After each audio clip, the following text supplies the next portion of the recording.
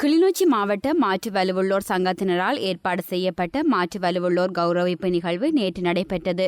மாற்று வலுவுள்ளோர் சங்கத்தின் தலைவர் நேசன் தலைமையில் இடம்பெற்ற நிகழ்வில் கிளிநொச்சி மாவட்ட சமூக சேவை உத்தியோகஸ்தர் மற்றும் மாற்று வலுவுள்ளோர் சங்கத்தின் அங்கத்தவர்கள் உள்ளிட்ட பலர் கலந்து கொண்டனர். இந்த நிகழ்வில் பிரதம விருந்தினராக கலந்து கொண்டு உரையாற்றிய நாடாளுமன்ற உறுப்பினர் சாந்தி ஸ்ரீஸ்கந்தராஜா மாற்று வலுவுள்ளவர்கள் தொடர்பில் மக்களின் மனநிலை மாற்றம் பெற வேண்டும் என வலியுறுத்தினார்.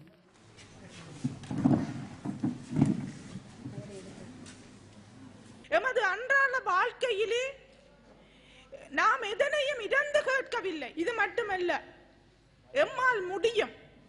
நாம் விழவிழ எழுபவர்கள், விழவிழ எழுந்தவர்கள். இந்த மண்ணின் விடிவுக்காக, இந்த தமிழ் இனத்தின் நிமிர்ந்து வாழ்வதற்காக தம்மை அர்ப்பணித்து அன்ற வரி உடுப்புடன் வீர நடை போட்ட எமது பிள்ளைகள் கையை இழந்து, காலை இழந்து, இடுப்பை இழந்து பல்வேறு விதமான பட்ட பெயர்களுடன் கூனி குறுகிப்போர் சமூகத்தில் இருக்கின்றார்கள்.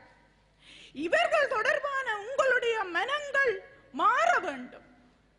அவர்களை நாம் எப்படி அன்று போற்றினோமோ, எப்படி அவர்களுக்கு மதிப்பு கொடுத்தோமோ, அதைவிட மேலான மதிப்பை நாம் இன்று கொடுக்க வேண்டும்.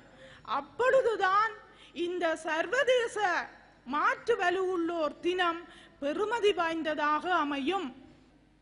இதனை விட எம்மை பகடைக்காய்களாக வெற்று யாரும் உழைப்பதை நாம் அனுமதிக்க முடியாது. இன்று அது இந்த யுத்தத்தின் பின் தொடர்ந்து நடைபெற்று வருவது மிகவும் வேதனைக்குரிய ஒரு விடயமாகும். இந்த யுத்தத்தின் பொழுது உடல் அங்கங்களை இழந்த பாதிப்புற்ற இராணுவத்தினருக்கு சலுகைகள் பல மாண்புமிகு ஜனாதிபதியால் முன்மொழியப்பட்டிருக்கின்றது. இந்த 2017ஆம் ஆண்டு வரவு செலவு திட்டத்திலும் இராணுவத்தினருக்கான பல்வேறு நிதி ஒதுக்கீடுகள், பல்வேறு சலுகைகள். ஆனால் இந்த கொடிய யுத்தத்திலே இந்த மண்ணின் விடிவுக்காக தன்னை அர்ப்பணித்த எமது பிள்ளைகளை இன்றும் புலிகளாகத்தான் சிங்களவர்கள் பார்க்கின்றார்கள். இதை பற்றி நான் பல தடவை பாராளுமன்றத்தில் எழுந்து நின்று கருத்துக்களை கூறியிருக்கின்றேன். எமது பிள்ளைகளை புலிகளாக பார்க்க வேண்டாம்.